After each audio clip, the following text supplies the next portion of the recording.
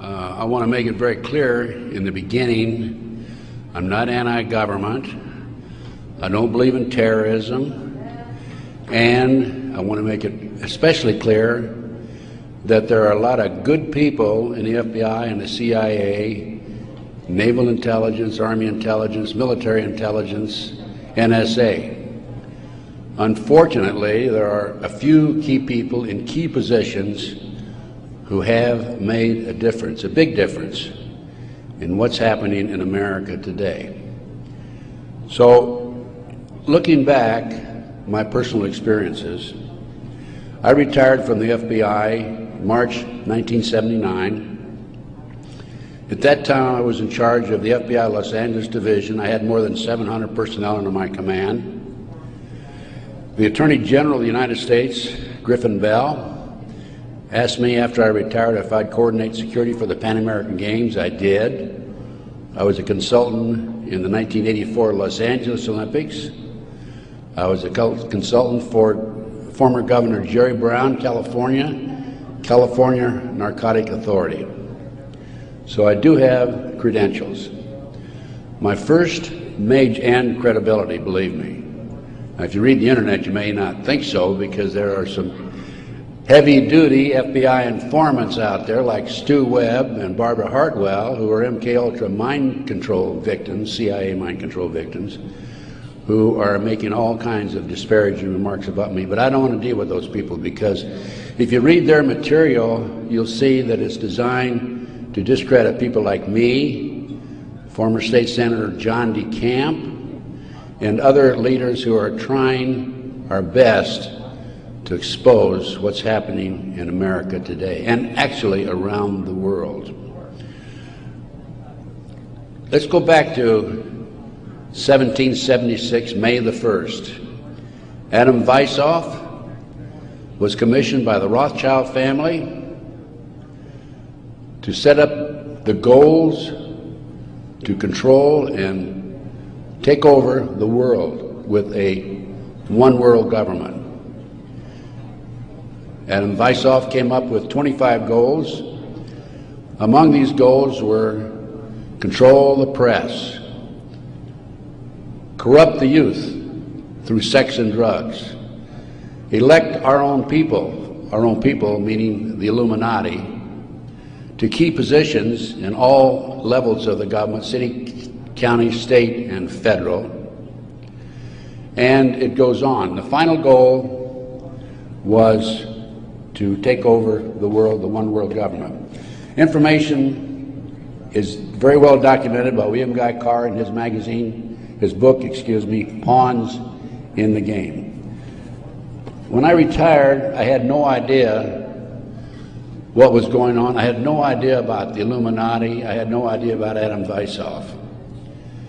However, my first major investigation when I returned from Puerto Rico was a Dr. Jeffrey R. McDonald case. He's a former Green Beret doctor who was convicted of murdering his wife and 2 children at Fort Bragg, February 17, 1970. He'd been tried and convicted and sentenced to 3 consecutive life sentences. I was asked by the defense team to investigate the case because they claimed that Dr. McDonald was innocent. I said I would, but if I learned that he murdered his wife and 2 children, I would discontinue my investigation, no longer become involved. I want you to know I'm still working for Dr. McDonald. He is an innocent man. Now, once I became involved in the case, I had to read everything, and I learned that evidence was lost, evidence was stolen, evidence was altered. An FBI agent, Paul Stombaugh, lied before the grand jury. And most important of all, Colette, the wife, had skin where she had fought off the assailants under her fingernails. That skin was handed over to William F. Ivory, the chief investigator for the Army, and it has disappeared. 10 months into the case, October 25, 1980, I through a series of circumstances, I don't have time to go into the details now, obtained a signed confession from one Helena Stokely. I had 3 sessions with her, 10 days each, total of 30 days. Helena told me that Dr. McDonald did not commit those crimes, that they were committed by her satanic cult group. And I said to myself, what's this all about? I don't know anything about Satanism. I read about it in the Bible, of course, and that's about it.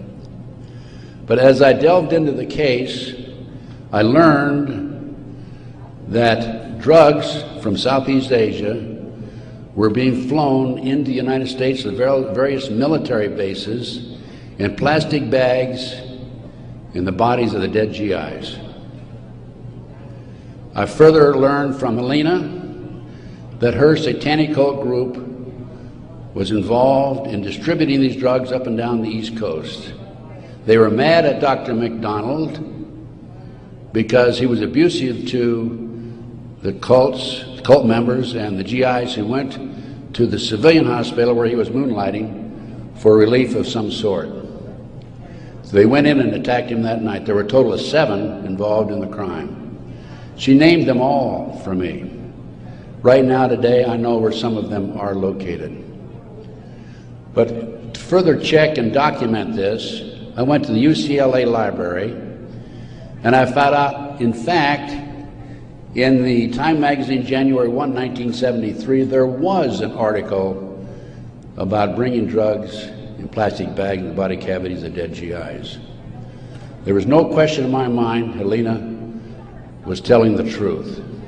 I gave her a polygraph test, and she passed. I had her examined by a psychiatrist, and she passed. And as a matter of fact, the government themselves had given her a polygraph examination early in their investigation before I entered the case. And Byzantine, the Army polygraph operator, said that she thought that she was telling the truth. She thought she was there that night. Now, the most recent series of events in the McDonald case, now I'm telling you a little bit about the McDonald case because that's what woke me up as to what was going on. It was after that I started researching and went back and found out about the Illuminati. Illuminati/Satanism.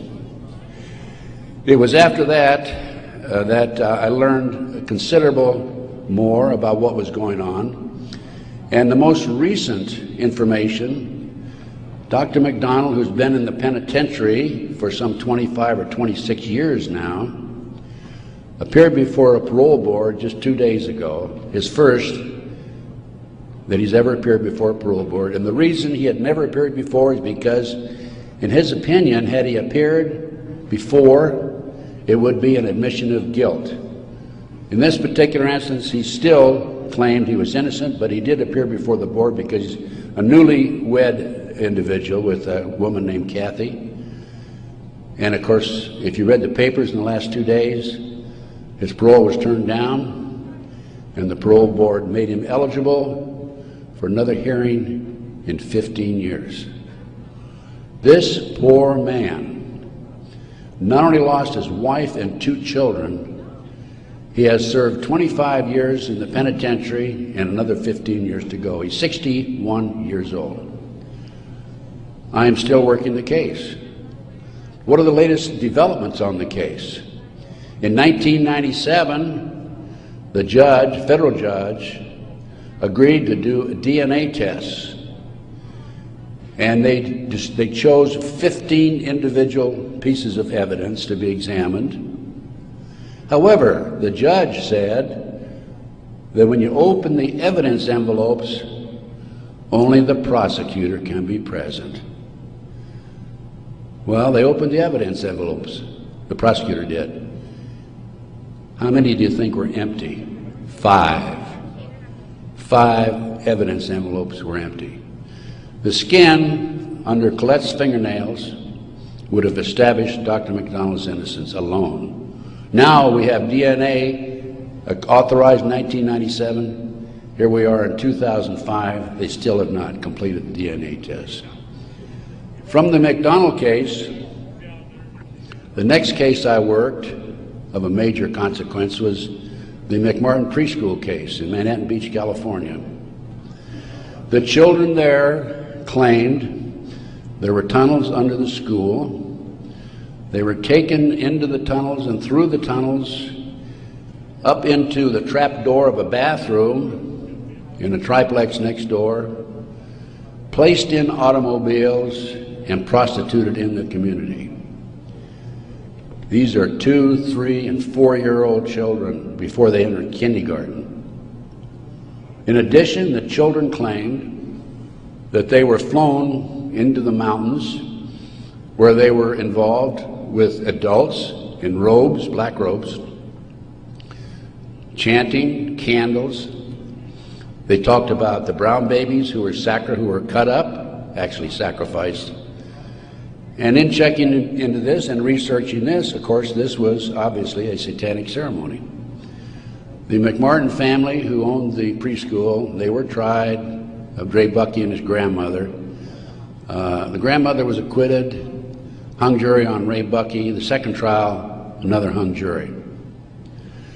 I had an opportunity in 1990 to gain control of the school. Now, the school had been given to Danny Davis, the defense attorney, and he had sold it, even though he made $15 million on the case, by the way. He had sold it to a contractor who was going to tear it down. When I learned this, I contacted the contractor. I said, I want to be given an opportunity to go on that school and look for the tunnels. The authorities had looked for them in 1987. They said they could find no tunnels. Along with some of the parents, we hired Dr. Gary Stickle, UCLA archaeologist. He hired his crew and brought them in. And in 34 days, Dr. Stickle said there had been tunnels under that school. They were covered up, and they were covered in. An informant of mine told me that there was an abandoned satanic site in Crestline, California, up in the mountains. I went up into the mountains and obtained photographs, of the site. I have a lecture that I give where these pictures are available. It's called Gunderson Chronicles #2. It's a 4-hour lecture that I gave in Kansas City a number of years ago, which shows this abandoned site and also pictures from the McMartin Tunnel school dig. From there, I became involved in another case, very frightening case, because I established, with the help of people like John DeCamp, former state senator in Nebraska, that we have in this country today a covert military criminal enterprise, government enterprise, primarily by U.S. military intelligence, that is operating full throttle, and everybody refuses to investigate it. In the Nebraska case, it's called the Franklin Cover-Up. This is the book here that John DeCamp wrote, by the way. It's all documented in there. And in that particular instance, they were taking children out of foster homes, orphanages, Boys Town, driving them from Omaha, Nebraska to Sioux City, Iowa, 184 miles away, placing them in private jets and flying them to Washington, D.C. for sex orgies with prominent people, including congressmen, senators, and certain people in the White House. It's well documented. I have personally talked to Paul Benassi. I had a 5-hour interview with him. It's a tape that's available. I don't have it with me here, but you can order it. I have a 5-hour interview with Paul that he gave me in 1993. Paul told me how he was used. He was part of the kidnapping crew and was used as a decoy when he was 10, 11, 12 years old in parks, shopping malls, to attract the children over near where the adults were in a car waiting for them. They throw them in the back seat, chloroform them, and make off with them. Paul also told me that these children Many of them become sex slaves. Many of them are used as toys. The boys, they call the boys toys. I don't know what they call the girls. But these degenerate, sick people, the men are more interested in the little boys than they are the girls for some reason. But it's all well documented. Paul drew the inside living quarters of the White House. Now, this information broke in about 1987. That's about right after I entered, just before I entered the case. I replaced a fellow named Gary Caradori, who was the investigator for a Nebraska Senate committee. Gary met the official photographer of the group, who had split from the group, defected, and agreed to take the pictures that this official photographer gave him, and they met in Chicago, agreed to take the pictures back to the committee. He flew out of Chicago in his private plane, a short distance out of Chicago. The plane exploded in midair, and his briefcase has never been found. He and his 11-year-old boy died. His briefcase has never been found. The rear seat of the airplane has never been found. I made every attempt possible to obtain possession of or control of that plane, because I wanted to examine it for bomb chemicals, particularly the back seat. It's no longer available. Nobody knows what happened to it.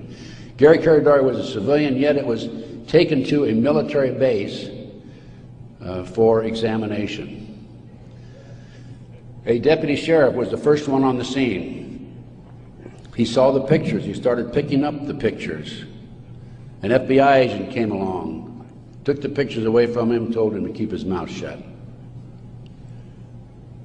He started talking to a few people. A year later, his wife was murdered. He's no longer talking.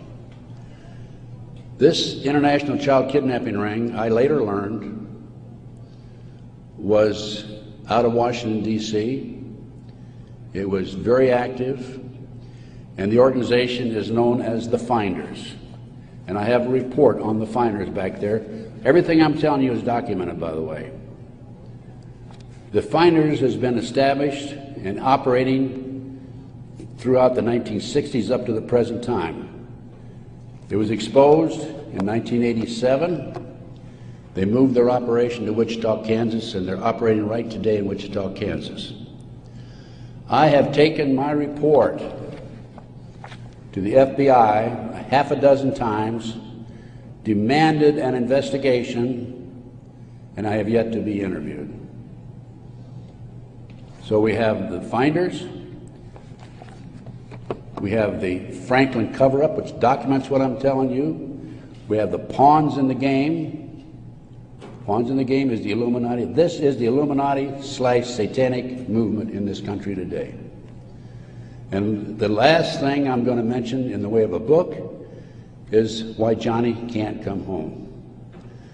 Johnny Gosch was, September the 5th, 1982, a newspaper boy on a Sunday, and he was about to deliver his newspapers in West Des Moines, Iowa. He never delivered any newspapers. He disappeared. The mother, Noreen Gosch, was dumbfounded, didn't know what happened, demanded an investigation of the FBI and by the West Des Moines Police Department.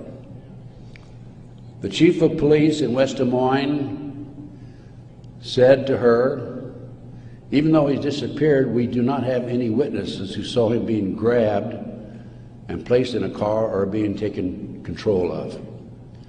So we're not going to investigate it. The FBI used the same premise. They refused to investigate it. Now, I've been involved in kidnappings in the FBI, and I can tell you that it's automatic within 24 hours, at the end of 24 hours, that we had to go in my day, this was back in the 50s, 60s, and 70s, we had to go in and start investigating the case after they've disappeared for 24 hours.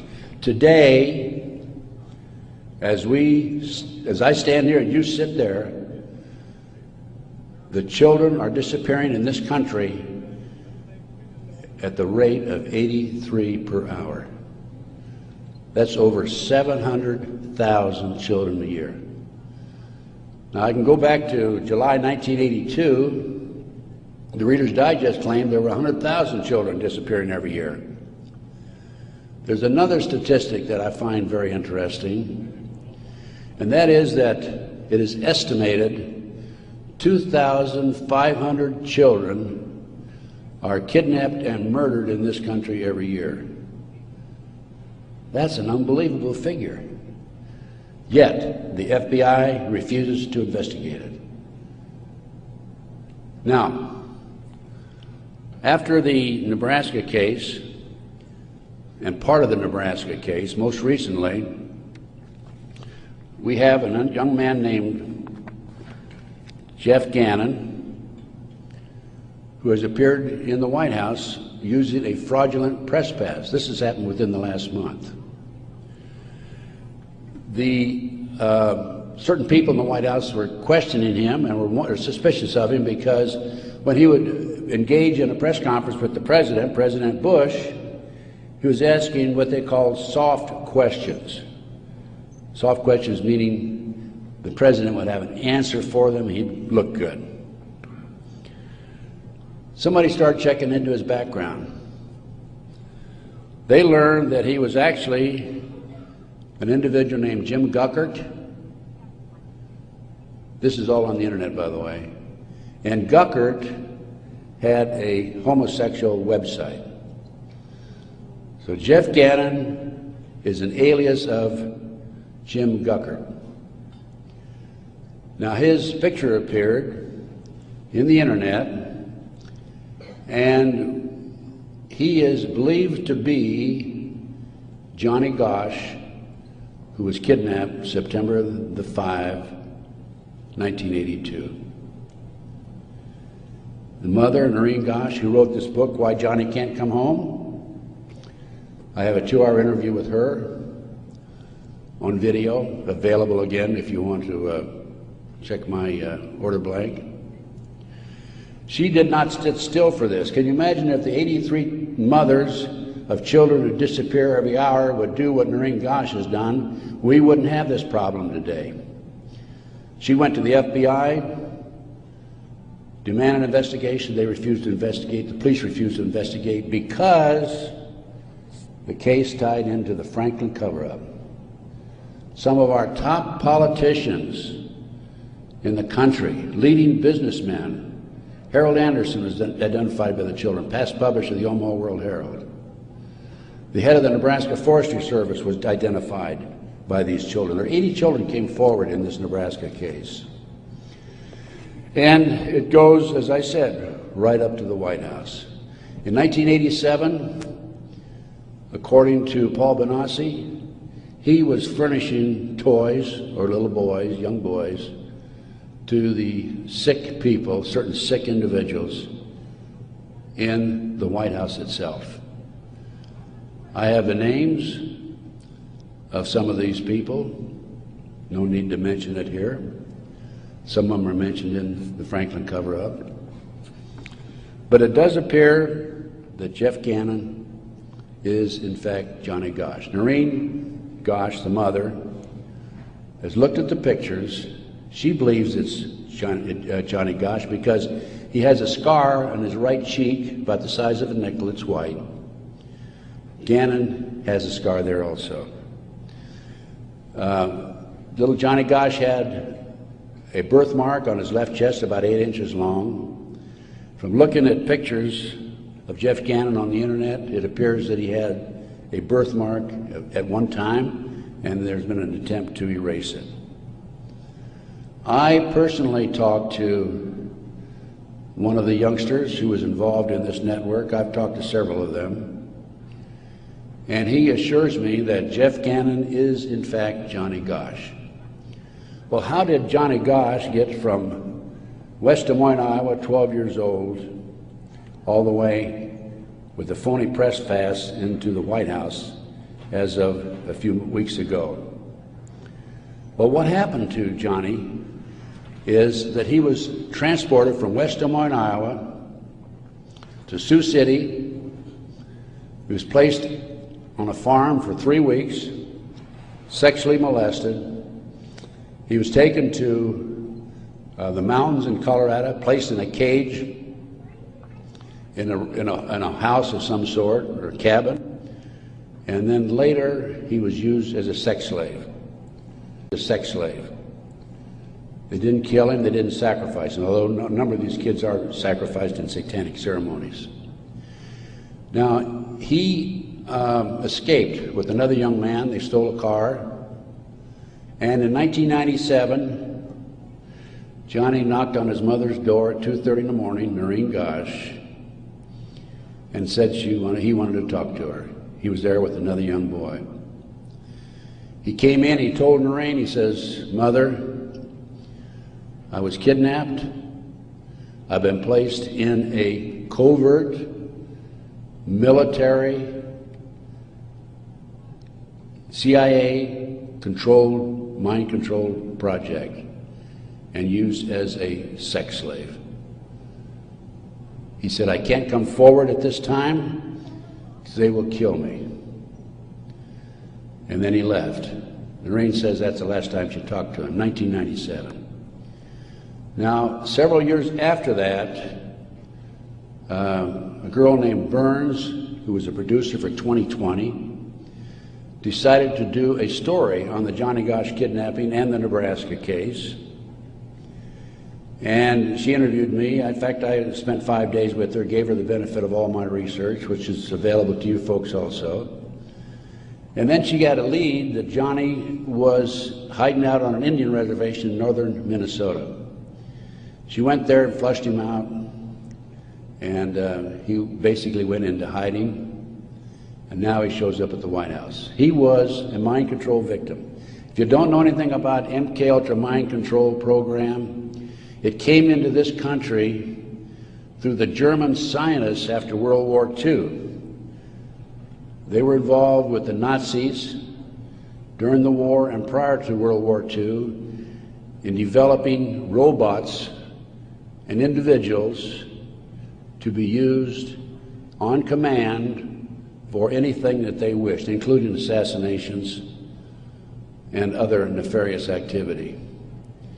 The MKUltra program, CIA mind control program, was investigated by Congress in 1987. Congress said, CIA, you got to quit doing that. You're bad boys. And they said, we will quit. Don't kid yourself. It's very active today. There are people like Barbara Hartwell out there who are mind control victims. She's another one who's been bashing me. I must be doing a pretty good job because I wouldn't have these people criticizing me on the internet like they do. And of course, it doesn't bother me in the least. But going back to the Nebraska case and MKUltra, a lot of this training took place at Offutt Air Force Base in Omaha, Nebraska, which was Strategic Air Command headquarters. You recall after 9/11, the president flew to, I think it was to the south, someplace in Louisiana or New Orleans, and then he flew to Offutt Air Force Base in the afternoon of September the 11th, 2001, and they had a party there that morning at 9:30 in the morning. He missed the party. He was sorry he missed the party. Warren Buffett was there, by the way. And the MKUltra program has been very actively administered, not only at Offutt Air Force Base, at Fort Bragg, North Carolina, the place where Dr. McDonald's family was slaughtered in 1970. Now, the Nebraska case, I don't want to leave that without telling you that in the early 1990s, Yorkshire TV came to the United States with a camera crew for 7 months to do a documentary on it. They went back to England, produced the documentary, and they brought it over into the United States. It was listed in the TV guide to be aired on May the 3rd, 1994. When certain members of Congress found out about it, they threatened the cable industry with restrictive legislation Somebody anonymously bought up the rights to the videotape or the documentary and ordered all copies destroyed. I just happen to have a bootleg copy of that documentary, and it is available. I have been selling these and these books and getting this report out of mine to anybody that's interested in it. And by the way, I have a 5-package deal for you at about a 15% discount, 15 to 20% discount if you buy all 5 items. So about 6 months ago, as any good investigator would do, I said, I'm going to get a copy of that TV guide. I didn't have a copy. John DeCamp had one at one time, couldn't find it. That's typical of John, by the way. Good friend, great guy. And so I said, I'm going to get my own copy. So I wrote to TV Guide people, and I received a copy of the TV Guide for May 3rd, 1994. 10 p.m. Discovery Channel. It's not listed. A nature show is listed instead on the new reprinted edition. I'm not going to be outfoxed by these people. I went to the Los Angeles Times TV log. It's listed, Conspiracy of Silence. I called a friend of mine in Philadelphia, and I said, check the TV log for the Philadelphia Inquirer. Conspiracy of Silence is listed in the Philadelphia Inquirer. The power of the press. They changed and reprinted the whole TV guide. It never has been shown publicly in the United States, and I doubt if it ever will be shown publicly. But as I said, it is available to you. Now, that's not the end of the story for me, because I am continuously probing, continuously working, continuously talking to various sources and putting it on paper and documenting and getting the word out. This is the direction that we have to go. Americans, for the most part, are oblivious to what's really going on behind the scenes. One of the things that, in addition to the McDonald case, that got me thinking was the Jack Kennedy assassination. So I checked into that, and by the way, I used to be in charge of the FBI in Dallas, and also I was in charge in Los Angeles after Dallas. So in checking into the Jack Kennedy assassination, I learned, no question about it, that it was a joint hit by the CIA and the Chicago mob. Sam Giancana, head of the La Cosa Nostra in Chicago, 3 days before he was to testify before Congress, was shot and killed, murdered. This encouraged me to do some more checking into some of these national terrorist acts that have taken place and other cover-ups in the United States. I interviewed the naval intelligence officer who on December 4th, 1941, received information that the Japanese were going to bomb Pearl Harbor. We had broken the secret code of the Japanese. He told me personally, on December the 4th, he gave it to his superiors. They passed it up the line. After Pearl Harbor, he was subpoenaed to testify before Congress. His boss called him in and said, don't worry about it, don't respond to the subpoena. Someday you'll know why. He never did testify before Congress. And he recently passed on, by the way. So we have not only a cover-up in these other areas, but looking at the national picture, Pearl Harbor. And look at Waco. The military was involved in destroying and shooting and killing, and also the FBI, women and children in Waco.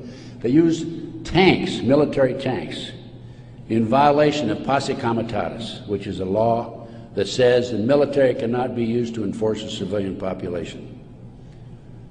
They got away with it.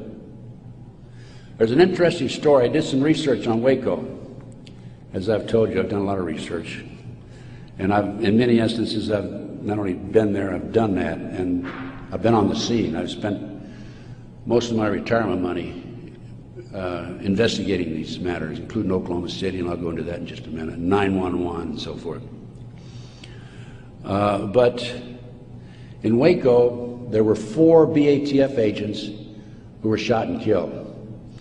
Some of the Branch Davidians were tried, sentenced for these, quote, murders, and are serving prison terms today, probably for life. In researching the 4 BATF agents who were shot, I learned every one of them was shot in the head. Now, for those of you who have been in the military, that's a sniper shot, no question about it. One of them, the bullet, the trajectory of the bullet was from above, down through his lip, and into his body, probably from a helicopter. It's interesting to note that these 4 men, BATF agents, at one time were all bodyguards for former President Bill Clinton. That was Waco. Ruby Ridge. Randy Weaver was set up by a BATF, Bureau of Alcohol, Tobacco and Firearms, informant. He bought a shotgun that was about 1/4 of an inch too short by law. They arrested him and served him with a warrant. He refused to appear before the courts, and they sent an army after him. Horiuchi, the FBI sharpshooter, shot and killed his wife while she was standing in the doorway. He used to brag about what a great shot he was. Another instance where they tried to railroad a good, loyal American who fell in a trap. And then we have the 1993, continue with the great conspiracy. I call this a great conspiracy, and that's what it is. Car bombing of the World Trade Center. I have a copy of the New York Times, October 28, 1993, and in the article, this was reporting from the trial that took place, an FBI informant named Salam, who was in among the terrorists, testified that he was commissioned by the terrorists to put the bomb together, the car bomb together, to bomb the World Trade Center in February 1993. And fortunately for him, when he met with the terrorists, he wore a body mic, so he could record every word that was said. Unknown to the FBI, when he met with the FBI, he also wore a body mic. That was probably what kept him from being set up and framed and sent to prison. This is actually in this newspaper article. He went to his FBI superiors, says, "I've been commissioned to put the bomb together. We're going to use a dummy bomb, aren't we?" And he was told by his FBI superiors, "No, we're going to use a real bomb." Now, I don't understand why Congress and Senate, investigators, and our leaders in Washington, D.C. are not jumping up and down over that situation. The FBI not only knew in advance of the car bombing, they furnished the ingredients for the bomb. Why doesn't somebody take some action in that area? Why doesn't somebody investigate this international child kidnapping ring being operated by the CIA? Why are these congressmen voting on bills like the Patriot Act, which takes away many of our constitutional rights and civil liberties in the best interests of, quote, protection for our country and protection from the terrorists? Let me tell you something, ladies and gentlemen. There are people in our government, a rogue outfit, whatever, I'm not sure, who are actually behind these terrorist acts. And the reason they're behind the terrorist acts is so they can pass bills like the Patriot Act And the reason the congressmen and the senators vote for these stupid bills, stupid by our terms and our definition, is because many of them have been set up and framed through sex and drugs. So then we have Oklahoma City, 1995. I personally made 2 trips to Oklahoma City. I investigated Oklahoma City. Because of my report, the defense attorney for Timothy McVeigh sent 2 of his investigators to interview me. I spent 4 hours with them. Actually, I got a lot of information out of them. For example, they told me that they were allowed to tour the remains of the Murrah building in Oklahoma City in the presence of a U.S. Marshal, but they were not allowed under any circumstances to take soil samples or to pick up any evidence for examination. Stephen Jones was their attorney. I heard that they were going to tear down the building. Now, you can trace bombs through what they call the taggants, the chemicals. When I heard this, I called John DeCamp. I said, John, we've got to prevent that building from coming down. And I actually called an outfit in Chicago, the Pat Kennedy Group, who were specialists in examining evidence of this type. And John called McVeigh's attorney, Jones, and because John had a client he was representing who was involved in the case, Jones said, I'll handle the paper, we'll have a hearing, we will prevent that building from coming down. The next thing we heard, the building was coming down.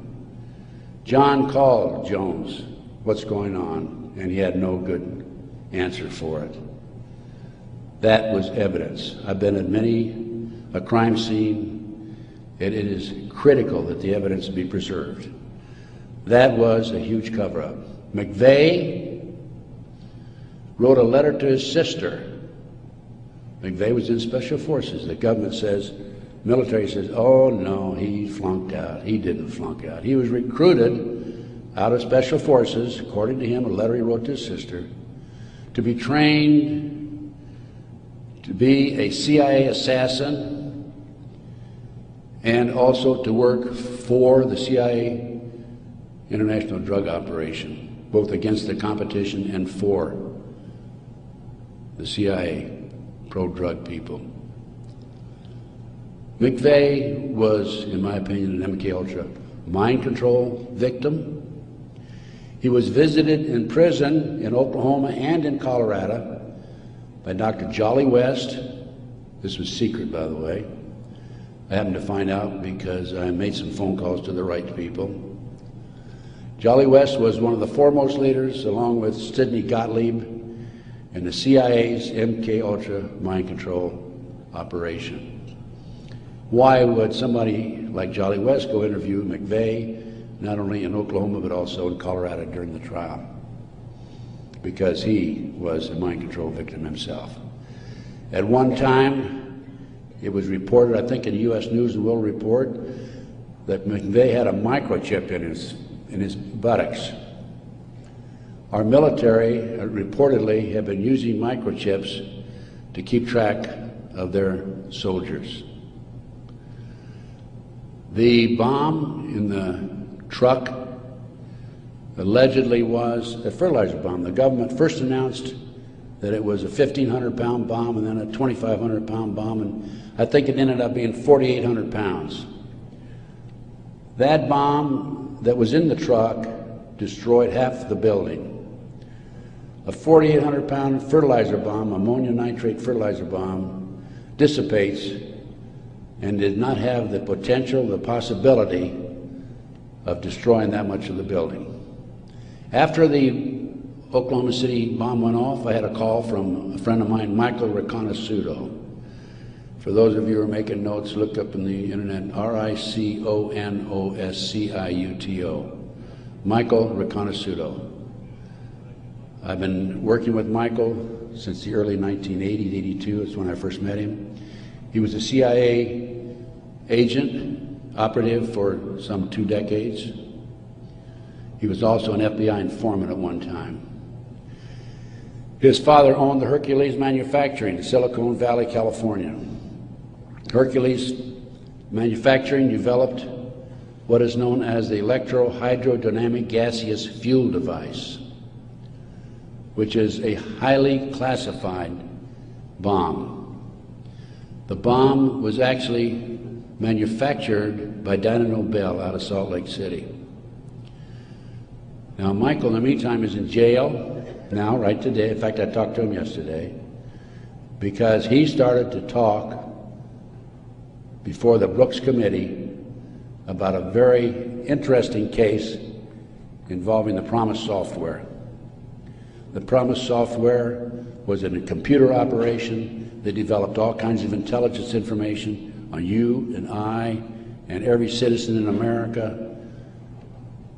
The Department of Justice leased it for 2 years. At the end of 2 years, they refused to pay Bill and Nancy Hamilton the $10 million they owed them. Then the Department of Justice, through Earl Bryant, past president of United Press International, took that computer and sold it around the world. Sold it to the French, to the English, Israelis, the Canadians. Unknown to these foreign countries, the officials in these foreign countries, there was a trap door in the computer. Very clever, huh? A trap door secretly allowed us, the U.S. government, to retrieve all the information they developed. Michael Reconnaissance was the CIA agent who developed the trap door in the Promise software computer. And when Congress started to investigate it in the late 1980s, they called on Michael, and we want you to testify. Michael received a threatening phone call 2 weeks before he was to testify. He claimed from a fellow named Vietnix, Peter Vietnix, U.S. Department of Justice, if you testify, you'll be sorry. Michael testified anyway. A few weeks later, was arrested for drugs, is now serving a 30-year prison sentence because he dared to expose these nefarious activities by this rogue criminal enterprise operating within the confines of the U.S. government. I got off a little on, I gave you a little background on Michael. Going back to Oklahoma City now, I want you to understand who Michael is. He's not some guy walking down the street with a grocery basket looking for a recycling center, okay? He has credibility. Now, Michael called me right after the Oklahoma City bomb went off, and he said, Ted, he called from prison, by the way, that's my bomb, meaning that Hercules developed it. That was not an ammonium nitrate bomb. Now, when that bomb was tested in 1982, I happened to be with a group of intelligence agents in Palm Springs waiting for the results of that test. It was tested in Area 51. It was underestimated because the power, it was so powerful that 2 of the technicians died. They underestimated the strength of it. This, I'll call it a barometric bomb. This barometric bomb, according to Michael, was what was in the car, not a fertilizer bomb. I have an Oklahoma City report on that. So what did I do as an investigator? Well, I went to the Pickaninny Arsenal in New Jersey, and I gave him the contract number, which I obtained through a science magazine. One of my associates actually did the research on that. And I gave the Picatinny Arsenal the contract number. This is public, available to the public, by the way. And the Picatinny Arsenal came back and said there's no such contract here, even though I had the contract number. By the way, that's documented in my report. And I went to Dyna Nobel, who I knew manufactured it, and they didn't even bother to respond. It's interesting to note that a Dyna Nobel expert witness testified at the grand jury when they indicted McVeigh. In September of 1995, some 5 or 6 months after the 19th of April, 1995, Oklahoma City, In September, there was I lost my train of thought there for a minute. Oh, there was an article in Fireman's Magazine. It was written by the editor of Fireman's Magazine. The information was obtained from the Oklahoma City Fire Department. And in that article, again, that's in my report, in that article, it states that 4 unexploded devices were taken out of the building. When people were in the building after the bombing, dying, they discontinued the rescue efforts for some 5 hours while they carried out a bunch of government files, men in blue suits of some sort, sweatsuits. So what I'm telling you is Oklahoma City was perpetrated by certainly people other than McVeigh and Nichols, and now Roger Moore, if you read the paper recently, the gun dealer who claims that he was robbed of his guns in Arkansas and that money was used to finance the Oklahoma City bombing. Roger Moore has been accused by Terry Nichols of being involved in it. Roger Moore denies it. Roger Moore, at the time of the Oklahoma City bombing, was an FBI informant. I had an inside investigator in Oklahoma City tell me that there were at least 11 other individuals involved in Oklahoma City. Okay, that brings us up. We've gone through Pearl Harbor, Waco, Ruby Ridge, car bombing 93, Oklahoma City 95. That brings us up to 9/11. As I said, Michael's in prison. I'm his, quote, investigator of record, which means I'm like an attorney. I should have access to him on a regular basis. I represent this man. For a year prior to 9/11, actually a year and a half, I tried to get in and see Michael. He was in prison in northern Pennsylvania. I was in the Philadelphia area. The Bureau of Prisons would not allow me to see him. I finally was able to talk to Michael in January 2003. I flew to the East Coast, spent 3 days with him. Michael told me that he had developed information from among his contacts in advance of 9/11 that they were going involved in using missiles, airplane missiles, and they were going involved in skyjackings. They were training Arab terrorists, and also he knew the identity of the person in the United States, an Arab who lived in Paterson, New Jersey, who was the leader of terrorist activity by the Arabs in this country. Now, Michael had this information because, you're saying, how can Michael develop this information being in prison? Because I met with Osama bin Laden, along with Michael, along with the State Department representative in the spring of 1986. At that time, I was contacted by former top Ronnie Reagan official who said, can we help the Afghan rebels? They were our friends then. And I called Michael, I said, what do you think? And he said, let's meet. So there was a fourth fellow there. We didn't know at the time it was Osama bin Laden. Has actually used the name Tim Osman, traveling under Turkish passport. But because of Michael, I passed the ball to him. I just arranged for the meeting and went on. But Michael traveled all over the world putting this package together to furnish the Afghan rebels with the surface-to-air missiles that defeated the Soviets, really shot down their helicopters. As a result of this, Michael developed sources inside the Arab world. And that's how Michael knew in advance about 9/11. Michael told the FBI on March the 20th, 2001, about this plan to use skyjack airplanes and use them as missiles. He also furnished to the FBI one of his sources, one of his confidential sources inside the Arab group.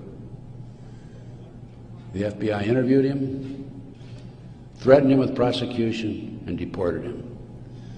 That man, along with his family, have disappeared. We think that they're dead. The FBI refused, absolutely refused, to look into this situation. More shocking is that Michael had the names of the people who were obtaining the false names of the people, the Arabs who were obtaining false passports. Had their names. He had the source who could furnish him that information. He told FBI agent Keith Kutry, March 20th, 2001, excuse me. He told Kutry, he says, I'll give you these names, the name of this person who is coordinating the whole project for the Arabs, providing I be given immunity and he be given immunity. Mr. Kutry, in spite of the fact he was armed with this information 6 months prior to 9/11, came back 2 days after 9/11 on the 13th and saw Michael in prison again. He accused Michael of being anti-government, anti-FBI, being a publicity seeker, and so forth, being disloyal. And so Michael, of course, didn't have much to say after that. Michael's still in prison, as I said. But we had this information, the FBI had this information, did nothing with it. Kutry admitted on September the 13th, admitted that the FBI did nothing with it. So after I visited Michael, excuse me, 2003, I felt it was important that I confirm that the FBI did meet with him. The Bureau of Prisons would not furnish Michael with the visitors list to confirm it. And so I started writing letters to the FBI through Senator George Allen. Oh, thank you. Thank you. And to confirm that he did in fact meet with them, I wanted to document it. I also asked for the identity of the other agent who was with Agent Kutry. And I had a terrible time. It took me a year and a half writing letters to the FBI to get them to admit that they'd interviewed Michael on March the 20th, 2001. I finally did have that information. That information is available again in one of my reports, my terrorism report that I have in the bag. So that basically brings me up to the present time. I think my time is up. But I feel compelled, as a former FBI agent, I had all this training, and I feel compelled to do everything I can to educate as many fellow Americans as I can as to what's going on behind the scenes. We have been operated and orchestrated primarily by U.S. military intelligence, covert criminal enterprise involving the FBI and the CIA, active in this country today. It's being covered up right from the beginning. They're using FBI informants to set up and frame people. By the way, they tried to frame me on a drug deal back in 1984. It didn't work. The girl that they used to try to frame me contacted me, said, I need to meet with you. We met, she told me the whole story. I took a signed statement from her. Her name is Pam Fawcett. And I said to Pam, Pam, you're working for these people, the DEA and the FBI, and Modesto, by the way. She was making phone calls to me. I said, you're working with the people trying to set me up. Why have you, and of course, in the phone calls, she kept saying, trying to get me to make admissions that had knowledge of a felony, and I wouldn't. I said, I don't have any knowledge of that. Or was involved in a felony, actually. I said, Pam, look, you were working with these people for 6 months. They gave you $2,000. You had the run of the FBI office. You had your own coffee cup. Why did you come to me and tell me this now? And I'd helped her, give her a little advice about her 14-year-old son in the interim, you know, talking back and forth as any individual would do who might be able to help.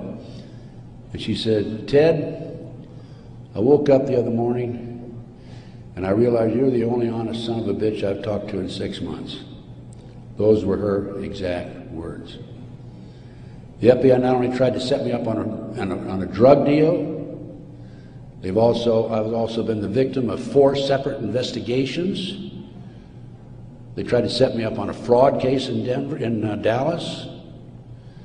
And most recently, very frankly, I've been under surveillance, heavy surveillance. I've had illegal entries into my car, into my apartment.